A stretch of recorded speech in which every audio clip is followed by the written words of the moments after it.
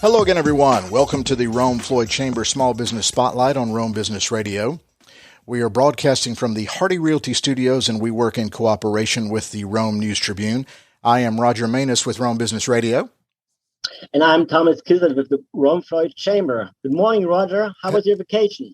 Well, it was a staycation. But yeah, I feel like I'm always, if you got your phone with you, aren't you always working? I guess, yes. You try not to. How are you? Splendid. Can't complain. We had a great in-person meeting this morning, which felt good to see, live faces again. Michelle and Caleb were a part of it. So, the day started already good. Yeah, it's great that we are slowly getting back to normal. And speaking of Michelle and Caleb, if you don't mind, Thomas, would you go around our Zoom room here and introduce our guests? Absolutely. We have 3 guests with us right now, actually 4, but representing 3 businesses. We have Michelle Cochran. She's with Storage Hound, a brand new storage facility here in town. And then we have Lisa Oates and Joseph Cook. They represent Winshape. Really eager to hear what's cooking over there. And then we have Kelly Teeters with Servpro, new to town. Really eager to hear from him as well. So 3 really interesting guests today. Okay, so you said Lisa and Joseph, you guys are with Winshape. So I'm sorry, I'm looking around the Zoom room. I'm trying to make my connections here of faces and businesses of the folks I haven't met yet. But you said, Lisa, you had just Michelle, you had just started Storage Hound. When did you get going? We have basically started phasing in since the end of January. So as buildings have gotten finished, we've been moving folks in. So now we're completely up and running and going full speed. And you were out off Technology Parkway? Correct. Okay. And then Winshape, just a quick touch in here with Lisa or Joseph, whoever wants to jump in. Just give us the broad overview of Winshape. Just what is Winshape about? And Joseph, she's pointing at you. So I guess, Joseph, it's up to you. Absolutely. Well, we are the grander scale of Winshape. The Winshape Foundation is a nonprofit fully supported by the Cathy family that does operate Chick-fil-A as well. And so there's like 6 different branches or ministries within the Winshape Foundation. And so Winshape Teams, where Lisa and I work, we are the ministry that really focuses on team and leadership development. Okay. And what does that mean? I want to develop my team. What do I do? Right. And so basically, as we've all found throughout the last year and a half, you've been probably on a team somewhere within your life, whether that's your home team within your own home or at work or something, to where, again, sometimes there's gaps between expectations and reality. And so what we do is where we add the most value is we're not really the knowledge experts in terms of giving you information. What we do really well is we take simple truths and we create an environment in which your team can get away, come spend some time with us, to where, we operate through experiential learning, where we have a lot of experiences we can put you through that really clarifies what your team can do or what you can do as a leader to be more effective in whatever it is you're trying to accomplish. So basically our mission is to build stronger, healthier, and more fulfilled teams so you can go change the world around you. Wow. That should go on the website. If it hasn't already. Caleb, tell us about Servpro, and Thomas mentioned that this is a new thing. So talk to me. Yeah, so we are a fire, water damage, and mold mitigation company. So Servpro, the brand, has been around for about 80 years. So they've been doing what they've been doing for about 80 years. And it's all franchise owned, so it's independently owned and operated. And we are family owned. So the franchise is owned by my grandfather and my dad. And they just bought the franchise here locally from Ricky Wilson, who was the previous owner, and he has several stores in Atlanta. So we just got here last July. I'm the general manager of the store here. We've got me and Logan, who's our production manager. So we're pretty small. But between the two of us, we've got a fair amount of experience. We've both worked on anything between like a multi-story, like apartment building, working multiple losses inside of one building, to really small residential stuff. You just got a leak near your HVAC unit or around your toilet. So we do all restoration around fire and water and mold damages. And we also respond to hurricanes and natural disasters. So like just recently with the Texas freezes, we were out there for about a month and a half, only to finish, and then Rome gets flooded, and we're right back at it back here at home. So we opened last July, and so we've been working here for a little while, and we've had some success. There's a bit of competition, but yeah. And so what we like to focus on is customer service and quality work. So just aim to be the best in customer service and quality work in the area. And as a company culture, we try to the standard I'm trying to set is that we build leaders, and we create value-driven professionals inside the workplace. So when people come in, they leave better than when they came. They're worth more as an employee to whatever company they might go on to be employed at, and they understand that they're a leader in whatever circle they're in, and that they can have an influence whatever level in the company they're at. Well, that business culture is always important. That sounds like something right in Winshape's wheelhouse, as what you guys are teaching. And Caleb, it sounds like you're in one of those businesses that nobody wants to have to call. But yes, it's nice to know you're there. Yes, yeah. Nobody ever wants it to happen. I don't ever wish it on anybody. But when it does happen, you want somebody you can trust, and who's going to do a good job, and is going to take care of you from start to finish. Now, Michelle at Storage Hound, I read a statistic several years ago, and I'm not going to remember the dollar figure, so I won't say it out loud. But storage facilities, and I think I read in the 1960s, it was a business that did not exist or barely existed, and now it's a multi-billion-dollar industry because we just have so much stuff. Why do we have so much stuff, Michelle? I know you like the fact that we have so much stuff because we need to store it. Exactly. We'll take it. It keeps us in business. We currently have about 8 acres filled with over 500 storage units, both climate controlled and non. We have also incorporated some covered parking, which nobody else in town has. It's covered parking for boats and RVs.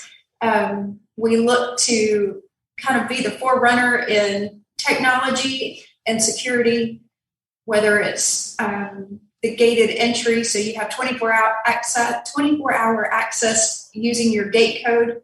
You can fill out on the website that you want a unit, and within minutes come and move straight from the website. So once you get out here, you've got cameras everywhere, you've got lights everywhere, where you feel safe and secure, and that we kind of call it our quick trip method, that you would drive way out of your way to go visit a quick trip because it's going to be clean, you're going to get good service, and that's what we're kind of aiming to provide. Well, it's interesting. You mentioned something I had never even considered. You said RV and boat. Because, if you do have an RV or a boat, I guess that takes up a lot of space at your house or garage, if it even fits in it. But this is a way to perhaps you can enjoy it, know you own it, but it's not taking up valuable space at your house.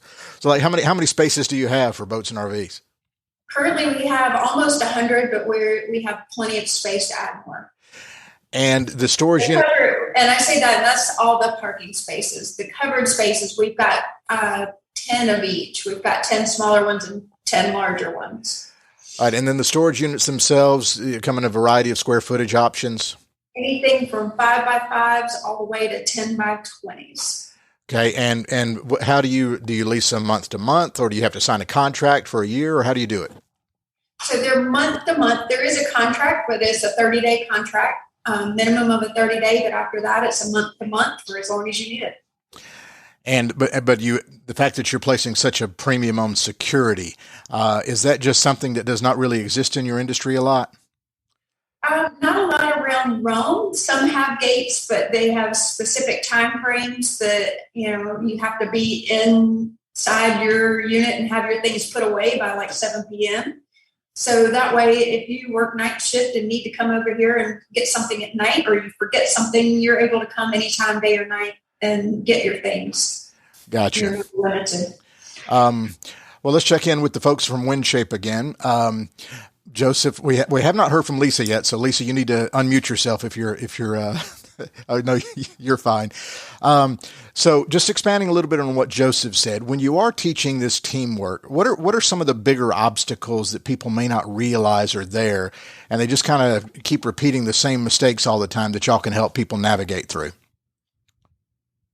Well, Joseph can probably answer this a little better because he's actually the one leading the programs. But I will say that I work very closely with our client relationships team, and they would say a lot of the challenges are around team culture, like what Caleb was just talking about, and being able to work cohesively as a team and be able to not only work towards the goals and crush the goals, but also to get along while they're doing it and to appreciate one another for who they are, and have, we like to say, purposes accomplished and people fulfilled. So I think the people fulfilled part is one of the biggest challenges for teams, because most teams are really good at doing the work, but getting along and having that fulfilling community is usually lacking. But Joseph might be able to add a little more. Yeah, I think I see a lot of groups that come in, and I think if I were to conceptualize these into two buckets, it would be a lot of people use hope as a strategy for developing their teams and leaders, which is not a good strategy. Hope is a really good value to have. It's one of my top values in terms of persevering and pursuing your goals. But a lot of people just hope that they develop really good leaders. Hey, we hope, people feel equipped. We hope that through experience, they'll be in a good spot to lead a team. But leadership is not just being good at your job, and leadership is not just having a position. And so, and what Lisa said about team culture, a lot of teams just hope things get better, and they live in this false harmony type of world where, hey, we don't know how to manage conflict, so we're just going to try to keep the peace. And so we're not going to, approach differences of opinion or how to work through stuff together. We just want to keep the peace because it doesn't feel good being in conflict. And so we really love working with those groups on both sides of that. So for the hope side, instead of just hoping for it, man, you can create a clear plan for how to lead yourself better, lead others better, how to work with your teammates more effectively. And man, we help equip you with tools for how to approach working together and how to manage conflict together, and just discover how to steward your team and your skills more effectively together. It's interesting. I had a football coach growing up when I was a kid that used to say, hope is great, but it's not a game plan. I hope we score a touchdown, or I hope we win the game, but it's not a game plan. You still have to have the game plan and call the right plays.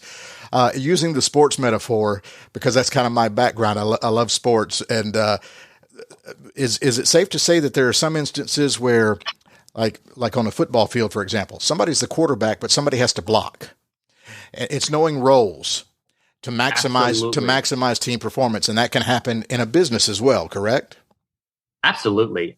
We teach something within teams in terms of how to communicate with each other called the judging ladder. And the judging ladder says we all start with this awareness that there are people that are different than us, whether they communicate differently, they think differently, they show up differently. And so the natural first step in that ladder is judgment, right? we judge ourselves by our intentions, but we judge other people by their actions sometimes. And so let's say someone's cutting you off in traffic. You may make this assumption that like, oh, they just don't know how to drive, or they're just a jerk. They don't care about other people. Well, going further up that ladder is the next step is understanding, actually pursuing that person or gaining a little bit more insight of, I wonder why they're doing this, and just learning more about your teammates. Why would this teammate not run as quickly as I can? Well, they don't have that skill set. And then you go to appreciating their differences. But then the top level is not just appreciating like, okay, yeah, we have different people on our team. That's nice.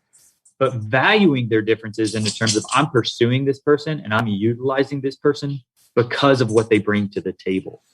And so there's a difference between high performing teams and good teams. So if you take going back to the football metaphor, the New England Patriots throughout the 2000s, as painful as it is to talk about them being an Atlanta Falcons fan, I'm going to compare these two teams. The New England Patriots have a high performing team and organization because their success was sustainable throughout a 20-year period. The Atlanta Falcons in 2016, they had a really good team. They made it to the Super Bowl and led through most of it. But what happened after that? Yeah, don't remind me. They couldn't produce it. I know it's painful. It's painful as an Atlanta fan, but that's the difference. Right. Do you have a good team that can produce success, or do you have a high-performing team and organization that can sustain it, where leaders produce more leaders and team culture produces better team culture? Yeah, that's interesting. I want to move on to Thomas here, but another coaching cliche hit my brain when you were talking about that. I had, again, way back in the day, some coach when I was in the 6th grade or something used to tell us that good is the enemy of great. You know, if you set the bar at good, well, then you'll stop. Anyway, I could probably talk to you for 24 hours about this stuff. Perhaps I should go work on my teamwork. Thomas, we got a unique group of people here, different businesses. You and I often talk about how we try to find a link to the guests that you invited on the Rome Floyd Chamber Small Business Spotlight. What's the common theme here? Have you found one? Yeah, well, several actually. But usually we try to find like food, you know, everybody has something in common with food, or somebody's near a restaurant. Just to interrupt Thomas here for a minute. We have found that when people start telling where their locations are, when they're giving directions in Rome, everybody refers to it. Oh, we're near the deli, or we're near Applebee's, or everybody gives directions by restaurant. I'm sorry, Thomas, to interrupt you. Go ahead. Right. But, let's keep it with the food, and that's Chick-fil-A, Michelle, earlier in the meeting that we had, she mentioned, her service, she wants to be the Chick-fil-A of storage places, that's a high standard. So that's a perceived value that, Winshape teaches, basically. And, those values you find definitely also in Caleb's company, because they're going to be there on standby, and service is a top goal for them. And they all, want to service people with the highest customer service possible. And, the quality of work is for all of them important. And, and everybody, come a little bit more towards Caleb. Everything has also to do with damage control, or damage repair, or, guarding damage, So, that's something this group has in common, and interesting. And, I just can't wait where this goes. Yeah, I can always count on Thomas to find connecting threads, because part of what we like to do here is we're celebrating business and everybody has their story, but we're all interconnected. When business is doing well, hopefully everybody's boat is rising, as they say. So speaking of boats rising and floodwaters, Caleb, is Rome a unique situation because of the rivers? Is that a headache for residents, but something that you guys can really attack with flooding? Yeah. So when the floods happened just recently, I don't know that we really dealt with so much of the rivers, but like a lot of people who are on hills, if you have an underground room or a crawl space on the backside of a hill, all that water is rolling off the hill and just going straight into your basement of your house. So there's something called a water table in the ground, and basically once it fills up so much it can't hold anymore and it just starts overflowing. So if you have a room underground, then there's a good chance that the water's just going to start pouring in from the outside wall. And the downside there is like, you have to let it run its course. There's no way to like, to keep that from happening. Now, the best advice I can give anybody who wants to prevent a water damage is get a sump pump in your basement. It's a little expensive, but it's totally worth it. And then if you don't have flood insurance, it is not automatically included in most people's insurance. So if you live on the side of a hill and you have an underground like basement or room, it wouldn't be a bad idea to get flood insurance. So it's not covered. We do a lot of self-pays, people who are just paying out of pocket, and we'll, you work with them as much as we can to make sure that we can just get them taken care of just at a baseline. But so those are just some things most people don't think about. Yeah, I've never would have thought about the hill. If you think you're on a hill, you probably think you're safe. But if it's definitely think you're safe. Yeah. What is one of the things I like to touch on too is just kind of the entrepreneurial spirit of small business people. What was it about your grandfather and father and you, I guess, that were attracted to this business and wanted to get in it and be a franchisee, and just the mindset of jumping into small business ownership? Yeah. So, my dad's actually got a pretty cool story. So he was a youth pastor for the first 14 years of his career. And so I was a PK, I was a pastor's kid. And, So you were a wild child? I was so wild, man. I was the wildest PK you've ever met.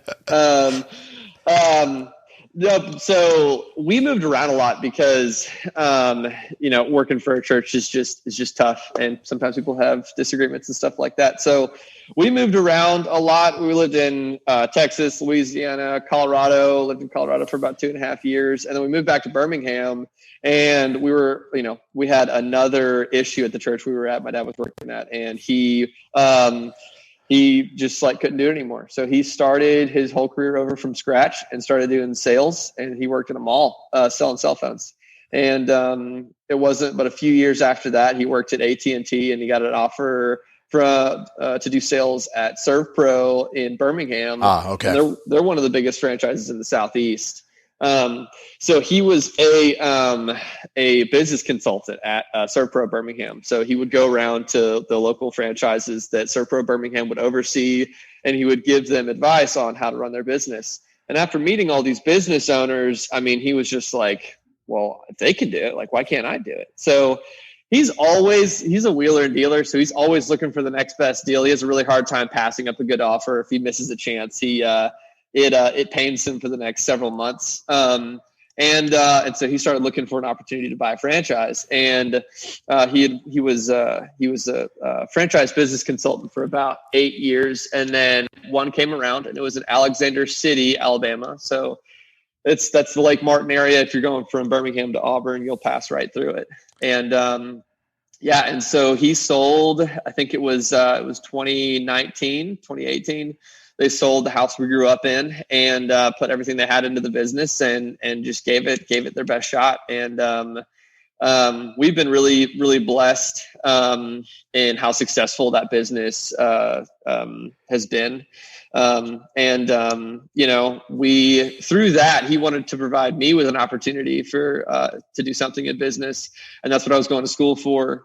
And so when Rome came around, he asked me if I would be interested in helping him start up a second franchise. And so I thought about it. I prayed about it. I'd seen him start his franchise from top to bottom. And I was like, I think I might be able to give that a shot.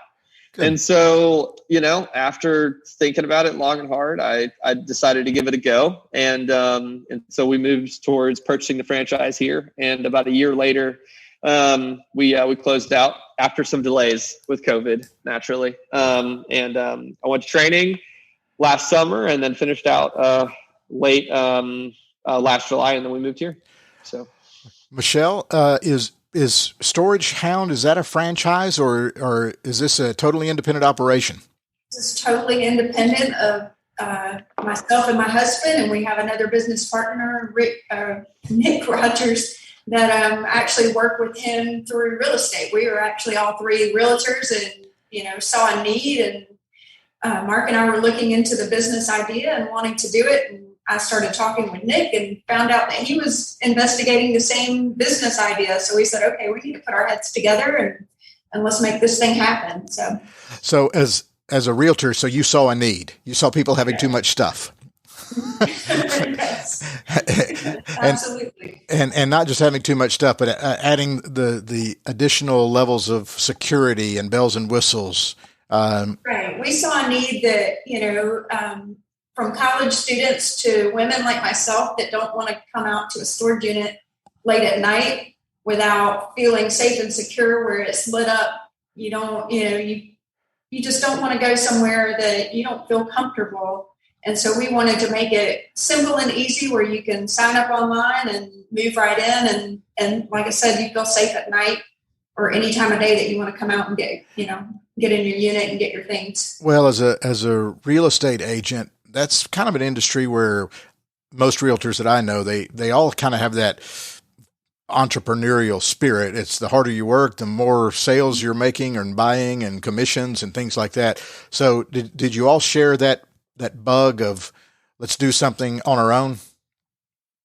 We did. We like I said, my husband and I had been looking at this idea for years, probably 10 years or more, and it just happened to be the right time. And so we were looking at properties and looking at ideas, and just happened to, Nick's an appraiser, and so we were asking questions with him, and then he said, "Hey, well, I'm looking into doing the same thing." So we said, "Okay, let's see what we can do. See what we can make happen." Well, Lisa and Joseph, Lisa, I think you said earlier at Winshape, you're kind of on the client relations side. What do you run into? What size businesses do you do? Large and small? Do you run into the individual entrepreneur? Do you run into corporate? What are you dealing with? Well, we've served all kinds. We run the gamut, so we can serve individual team members all the way up to like the corporate CEO. Our target audience is more the small business, mid-level management, team leader in like a mid-sized organization. I would say would be like our target that we're going for. We have served leadership teams, and we have team retreats where a intact team or group of people can come and retreat together. And like Joseph and some other instructors that we have can lead them through that experience. And we also have these things called summits, which are more open enrollment, like ticketed events for individuals. So if you're an individual leader at an organization, but don't have a full team or don't have the time and money to bring a whole team, you can come as an individual and get developed as a leader alongside other leaders. And so there's a lot of like networking that can happen in that instance at our summits. And there's more diversity of talent and skill and experience in those events. So yeah, we have both. And then we also do individual one-on-one coaching now. We started that last year. So that is doing really well. We launched it in 2020 during the pandemic, and it's going really well. We have a full calendar. Oh, good for you. So when you talk about teams, is it 5 people or 50 people or 500 people? Does it matter? Joseph? It is a wide range, Roger. So I've worked with teams that they have 5 people, and we've just really had an immersive and intensive experience with them. And then of the largest team I've worked with in the virtual platform, because now we have virtual options as well, as every company probably throughout the last year has developed virtual options. We've worked with groups like of 150 people in one virtual setting, doing an experiential program. And I just worked with a group of Chick-fil-A interns with about 75 people. And so, we can go up into the hundreds. We can have people on our campus, which is nice because we have a challenge course that we can play with. But we also have a huge activity library where we can take a lot of our activities anywhere on the planet. So I've done programs in Kenya, Zimbabwe, Tijuana, just a lot of different places And so we're very adaptable and flexible to work with any team. Is it a one-day seminar? Is it a weekend retreat? Is it a week? Is it an hour? What's the commitment? Yeah. So normally our ideal would be a half day, full day, half day. Gotcha. But we can do one single day, a full day. We can do 4 days if that's what you're looking for. But our summits, the individual events, are half day, full day, half day at our campus in Mount Berry, at least for 2021. That's the plan. Right. Yeah. Yeah. We might expand to other locations. We'll just see how it goes with all the COVID stuff, Yeah. Hopefully we're getting back to normal.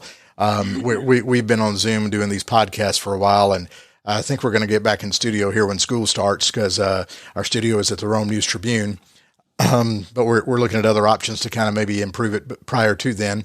But yeah, I think we're all glad to see slowly but surely things getting back to normal, but we all are adapting, and now we understand how virtual can help and be a tool.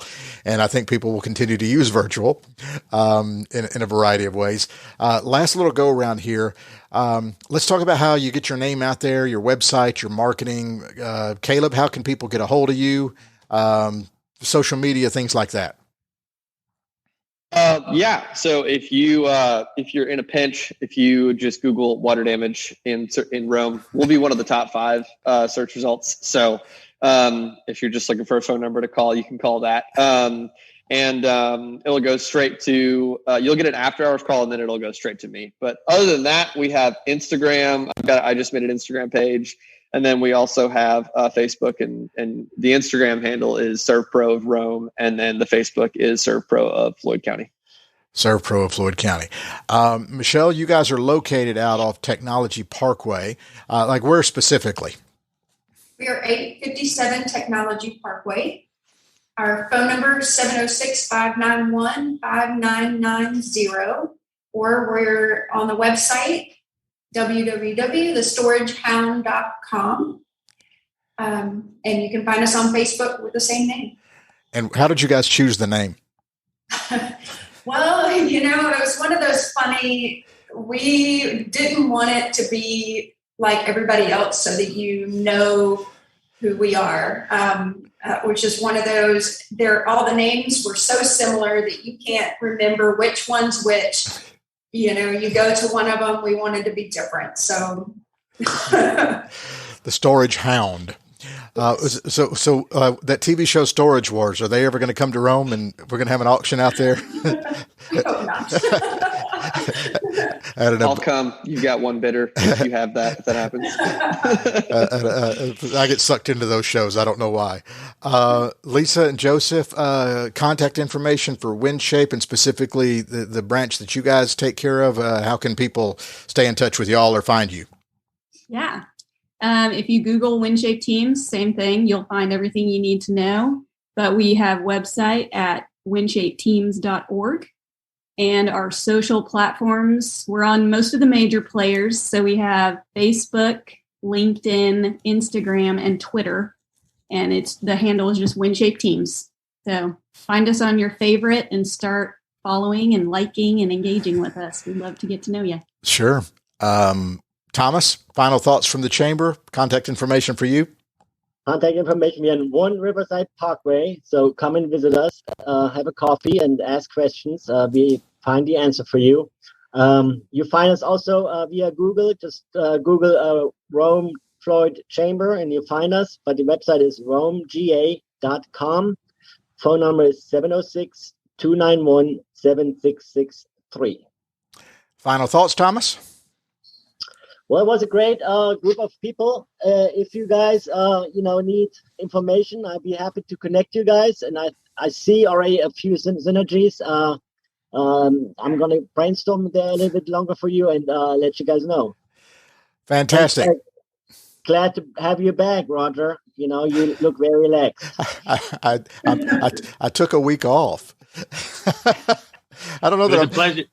Go ahead. Yeah, it was a pleasure meeting all of you. Caleb, I live on a hill, and Michelle, we will be getting an RV later this year. So good to know. There you go. Yeah, I was going to say RVs are probably great, but when you park them in front of your house, your neighbors might not like the eyesore. But that, the Storage Hound solves that problem, don't they? Absolutely. Love the synergy. Well, thanks so much, everybody, for participating. This has been fantastic. I'm Roger Manus with Rome Business Radio. This has been the Rome Floyd Chamber Small Business Spotlight. We broadcast from the Hardy Realty Studios, and we work in cooperation with the Rome News Tribune. Thanks for listening.